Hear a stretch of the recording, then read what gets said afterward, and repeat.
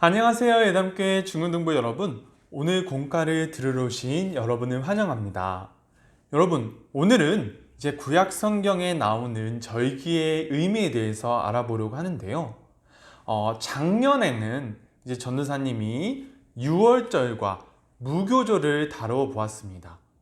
그래서 올해 이제 오늘 추수감사주의 때는 어떤 절기를 다뤄보는 것이 나을까라는 고민을 하다가 추수감사주일에 맞는 곡식을 거둠으로써 이스라엘 백성들이 지켜야 했던 절기, 두 가지 절기를 우리가 알아보면 좋겠다는 생각이 들어서 오늘 절기에 대해서 다뤄보려고 합니다. 여러분, 우선 우리가 다뤄볼 절기는요, 맥추절입니다. 출애굽기 23장 16절 앞부분을 읽어드리도록 할게요.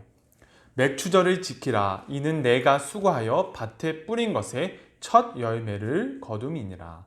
여러분, 맥추절은 보리 맥자에 가을 추자를 써서 가을 보리라는 의미에서 이제 맥추절이라는 이름을 가지고 있는데요. 사실 이 맥추절이라는 단어는 우리나라의 어떤 관습과 절기에 맞추어서 이름 지은 절기입니다. 왜냐하면 우리나라는 가을에 추수를 한 다음에 그 추수했던 곡식들로 그 다음 해, 그 다음 해까지 버티거든요. 겨울을 나고 그 다음 해, 보리가 나기 이전까지 그 곡식들로 버텨야 되는데 전해에 거두었던 곡식들이 3월 달쯤에 다 떨어져서 먹을 것이 없게 되면 3월 달부터 보리가 나게 되는 6월 달까지 참 힘든 세월을 우리나라 사람들은 이제 견뎌야만 했었습니다. 바로 그때가 바로 보릿고개라는 단어를 쓰게 만드는 어려운 시기였는데요. 오늘 하나님께서는 이스라엘 백성들이 한 해 농사 중에서 가장 처음으로 거두는 이제 곡물에 대해서 말씀하시는 이 본문을 보고 우리나라의 보리와 똑같은 의미겠구나 라는 생각을 해서 가을에 거두는 보리다 라는 의미에서 맥추절이라는 의미를 이제 우리가 가게 되었습니다. 근데 사실 이제 정확히 말하면 가을은 아니지요. 가을은 아니지만 이스라엘의 절기를 우리나라로 가져오다 보니까 이제 약간 혼동되는 그런 느낌은 있는 것 같아요. 이스라엘 백성들은 보리를 처음으로 거두었던 것이 아니라 밀을 처음으로 거두었었거든요.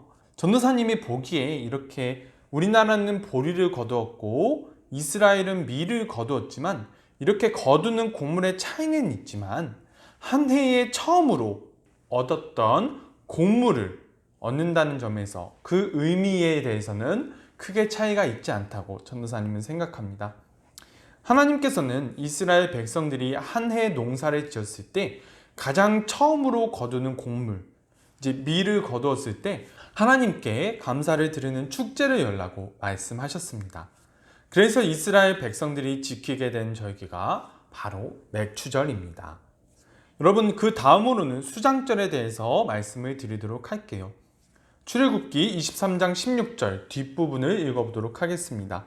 수장절을 지키라. 이는 내가 수고하여 이룬 것을 연말에 밭에서부터 거두어 저장함이니라. 여러분, 맥추절은 한 해에 처음으로 거두는 곡물이었던 밀을 거두었을 때 지키는 절기라고 전도사님 말씀드렸지요. 이 다음에 나오는 수장절은 한 해에 가장 마지막으로 거두는 곡물, 올리브와 포도를 거두었을 때 지키는 절기였습니다.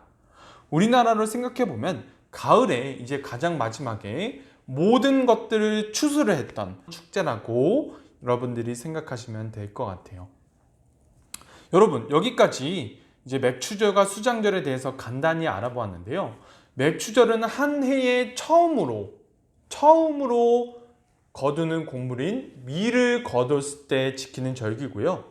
수장절은 가장 마지막 올리브와 포도를 거뒀을 때 지키는 절기였습니다. 그렇다면 이 의미는 무엇일까요? 신명기 16장 14절에서 15절 말씀을 읽어드리도록 하겠습니다.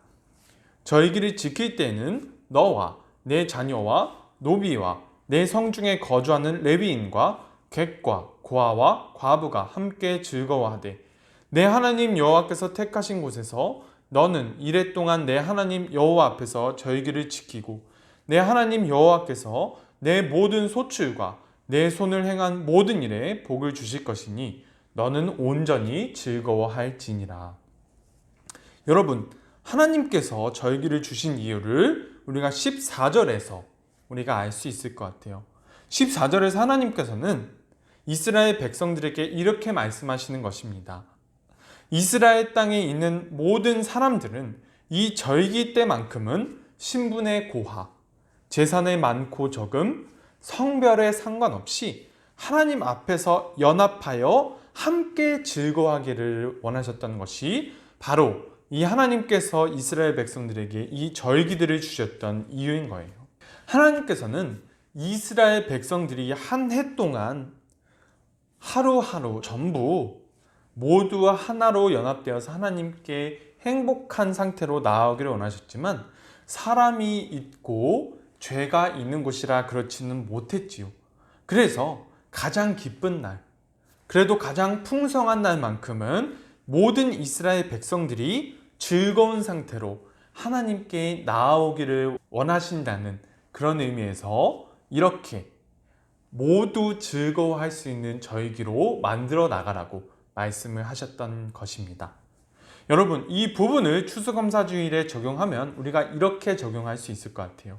이 추수감사주일이 물론 기쁘지요. 한 해에 이제 우리의 결실을 우리가 얻게 되는 그런 것을 기념하여 하나님께 감사를 드리는 주일인데, 우리가 이 감사, 이 기쁨을 우리만 누리는 것이 아니라 우리 주변의 이웃도 같이 누릴 수 없는지, 그러한 방법과 그러한 감사의 주일이 될 수는 없는지 우리가 생각해 보며 우리가 방법을 찾아갈 수는 없을까, 그런 생각을 하게 되는 우리 추수감사주일이 되었으면 좋겠습니다. 여러분, 맥추절의 의미, 수장절의 의미, 그리고 이 두 절기를 포함한 모든 절기의 의미를 전도사님에게 적어서 보내주시면 감사하겠습니다. 여러분, 지금까지 공과 들어주셔서 너무 감사하고요. 다음 주에 만나요.